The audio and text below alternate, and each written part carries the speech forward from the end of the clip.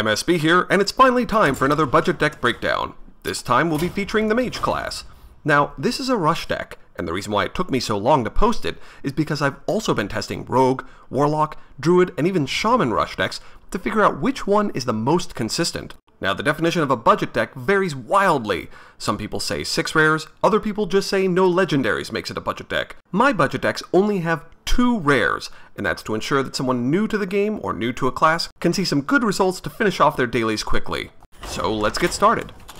In the end, I decided that the Mage deck has the best chance to finish an opponent either early or late game due to its powerful direct damage spells and its hero power. The Mage's hero power Fire Blast is very versatile and lets you trigger enrage effects on your troops, finish off opposing troops at 1 health, whittle away your opponent's health, and it also makes your opponent not want to play early game 1 health troops. So to start off with our class spells, we pick up 2 Arcane Missiles, 2 Mirror Images, 2 Mana Wyrms, 2 Arcane Explosions, 2 Frostbolts, 2 Sorcerer's Apprentices, 2 Arcane Intellects, and 2 Fireballs.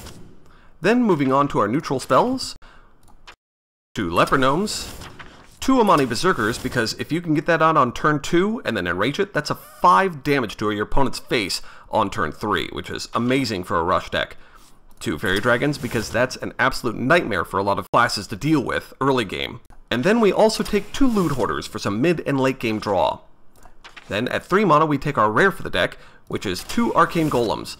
Arcane Golems are a fantastic rush troop. The best part is, at 3 mana with 4 attack, is on turn 5, you can polish off a Shield Master by dropping an Arcane Golem and using Fire Blast, which will allow anything you've established on the board to get through for more damage.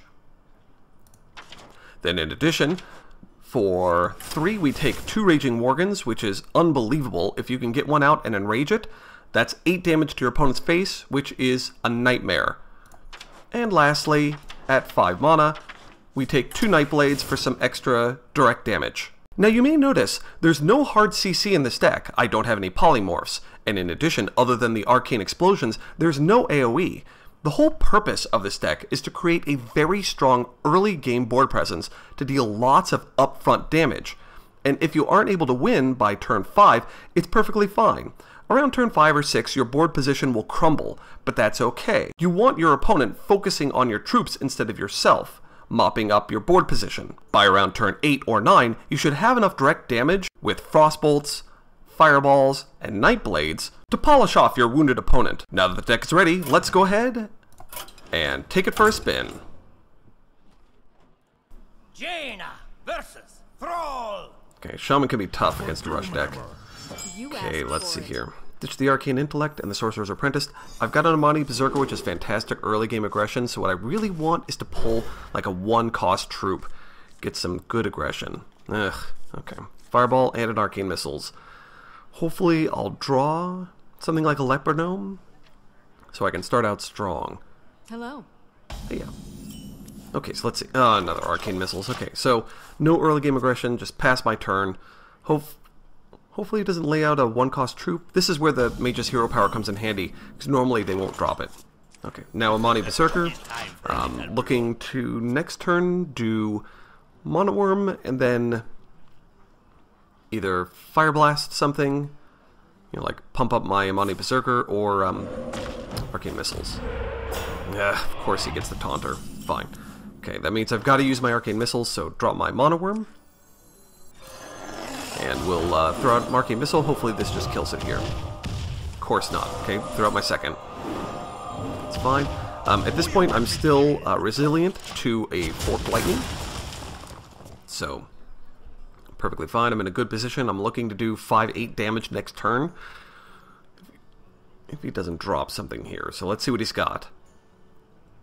And then, of course, Fire Blast my Amani Berserker and lay down that Faerie Dragon. Just want to go out of the gate swinging. Oh, another Taunter. Fine. It's okay, man. RNG's on your side. Had to use 2 Arcane Missiles, and you get double Taunter. It's cool. It's fine. Whatever. Okay, so here we're going to swing in with a Mana Wyrm, light up my Amani Berserker, and then throw out the Faerie Dragon. What this will ensure is if he forked lightnings, I have the best chance of keeping my Berserker, which is what I really want, and then save that, keeping my Faerie Dragon, so that way at least he can't do any more targeted effects. Fork lightning, of course, and of course he hits my 2 guys. Fine. And Hex. Okay, so my early game aggression by turn 5 is completely gone. The good news is... Ooh. Okay, so the good news is... He's at 18 health, and I've got both my Fireballs and a Frostbolt. So I'm just giving up the board position here, because I can do a ton of damage. So let's see what he responds with. Feral Spirit. It's such a good card, and normally that's why Shaman are so difficult to win against. Okay, yeah, may as well just throw that out, and I'll hit him with a Frostbolt just in case he's got a weapon. Job done. That'll lock him in place. You know, or if he rock biters, I don't want him to. I want him to have to spend some resources or spend some of his turn dealing with my board state, and of course it also puts damage on him, which is great. But yeah, Feral Spirits is one of the major reasons why it's so tough to rush down a Shaman. So good. Okay, and now I've lost my board aggression. But he wasn't able to do anything aggressive. Okay, so I'm just going to Fire Blast here. I don't need to bring anything on the table. I just need to get him down a little bit more. And I'll just save that... I'll just save my Apprentice, because then I could drop it and then double Fireball in the same turn. Coin 2. 8.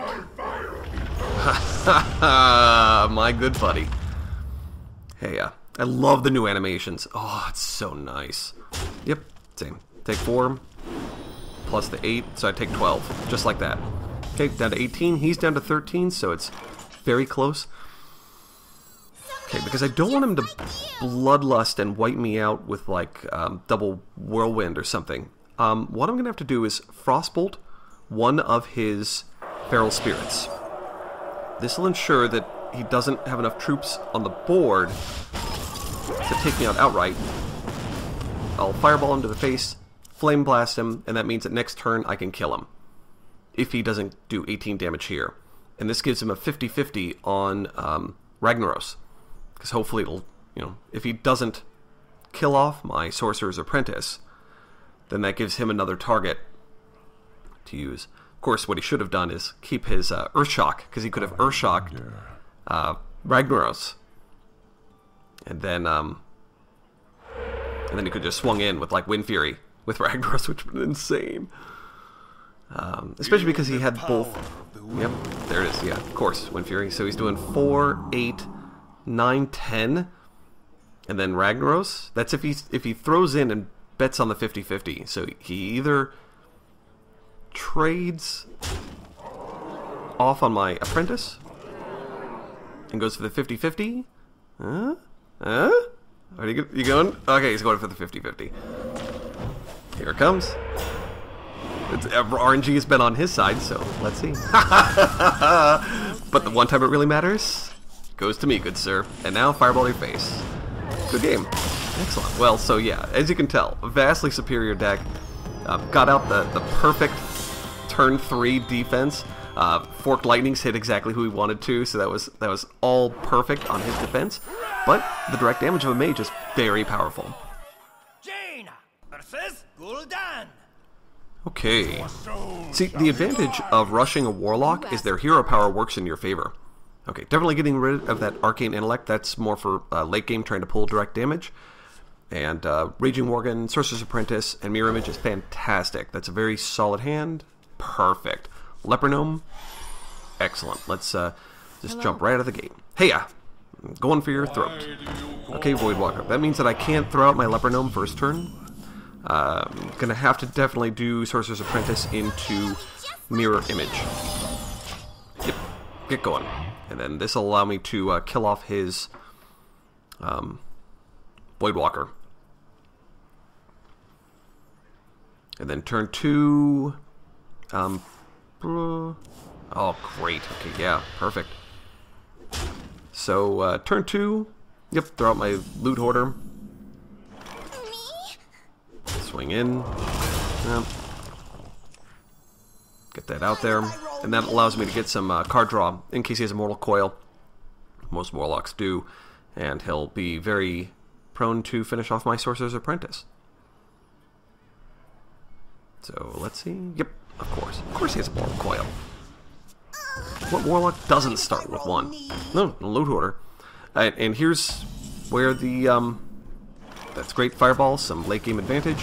Yep, that's the best part about the Mage hero power, is just finish those guys off. Get that Leper Gnome out, and I've got some very dangerous damage on the board.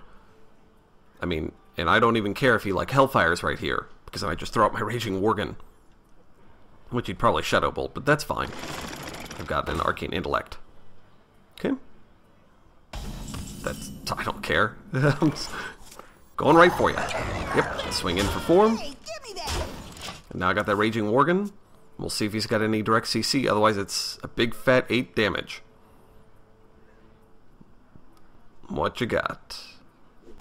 Okay. And the best part about those mirror images, they just slow down your opponent. Cleanse the sun well. Okay. Yeah, thanks for the help. Best thing. He really shouldn't have hurt himself there. Not when I've got this on the board. Yep. Do that 8 damage. Boom. Boom.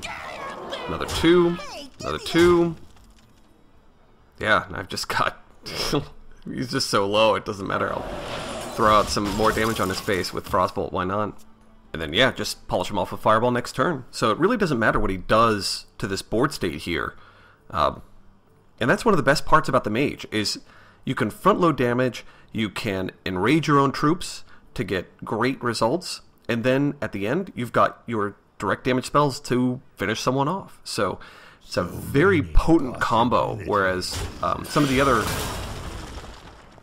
classes don't have that versatility. So yeah, here doesn't really matter. Okay, Molten Giant. Even if he Defenders of Argus, doesn't matter. Which is one of the main blockages to a lot of Rush. Defender of Argus, or that the